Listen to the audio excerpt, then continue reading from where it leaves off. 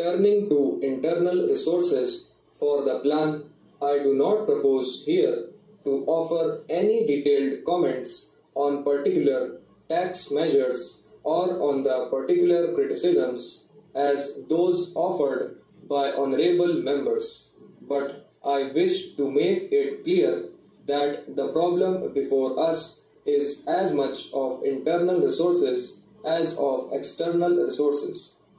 The only difference between the two is in terms of the degree of freedom of action that we ourselves enjoy in regard to them.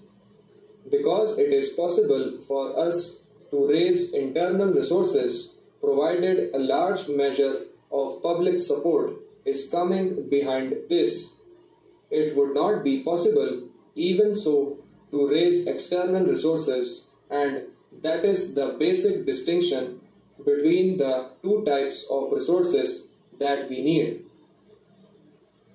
I have said on a number of occasions that in the present circumstances we shall have to try and reduce deficit financing over the plan period below the original estimate of rupees 1200 crores.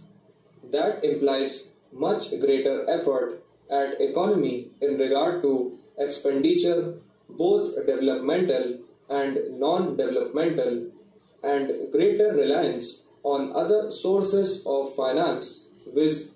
Taxation, borrowing, and small savings. The additional taxation measures at the center constitute the greatest prop we have built so far in support of the 7th plan and our developmental effort in general. In the light of the experience, we shall strengthen this prop by administrative and other measures as are required to make it carry the burden of higher and higher levels of developmental outlay. I think, sir, that by taking a large step forward in many directions, we have also created a horizon of reasonably stable expectations with reference to which private industry can make its plans for the future. Sir, it is said the proof of the pudding is in the eating thereof, and only the future will show how far the new orientation that we have given to the tax system will serve the needs of our developing economy. But I submit that the new system deserves a fair trial as it makes an honest attempt to reconcile many divergent objectives that need to be reconciled in a fast developing economy. I cannot, of course, lay claim to having satisfied all tastes.